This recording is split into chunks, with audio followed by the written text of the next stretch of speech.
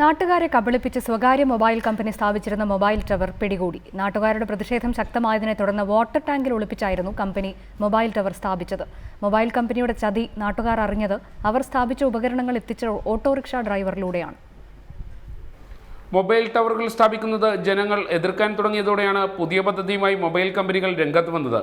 Water ടാങ്കിനുള്ളിൽ ഒളിപ്പിച്ച് mobile ടവറുകൾ സ്ഥാപിക്കുക. ഇത്തരത്തിൽ സ്ഥാപിച്ച ടവർ കടവന്ത്രയിൽ നാട്ടുകാർ പിടികൂടി. സ്വകാര്യ മൊബൈൽ കമ്പനി 4 നില കെട്ടിടത്തിന് മുകളിലെ വാട്ടർ ടാങ്കിലായിരുന്നു മൊബൈൽ ടവർ സ്ഥാപിച്ചത്. നാട്ടുകാർക്ക് സംശയം തോന്നാതിരിക്കാൻ ആദ്യ 3 ദിവസം ടാങ്കിൽ നിന്നും വെള്ളം പുറത്തേക്ക് പമ്പ് ചെയ്തിരുന്നു.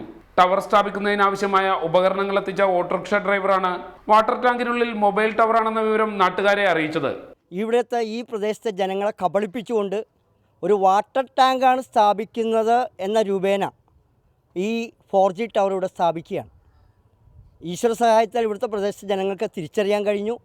ഇന്ന് ജനങ്ങൾ വലിയ ഭീതിയിലും ആശങ്കയിലുമാണ്. ഒരു കാരണവശാലും ഈ 4G ടവർ ഇവിടെ സ്ഥാപിക്കാൻ അനുവദിക്കില്ല. അതിനെന്തെല്ലാം പ്രക്ഷോഭ മാർഗങ്ങൾ സ്വീകരിക്കാമോ, സമരമാർഗങ്ങൾ സ്വീകരിക്കാമോ, അതൊക്കെ ഞങ്ങൾ സ്വീകരിക്കുന്നതാണ്. കെട്ടിട ഉടമയ്ക്കെതിരെയും മൊബൈൽ കമ്പനിക്കെതിരെയും നാട്ടുകാർ പോലീസിൽ പരാതി നൽകിയിട്ടുണ്ട്. റിപ്പോർട്ടർ, കൊച്ചി.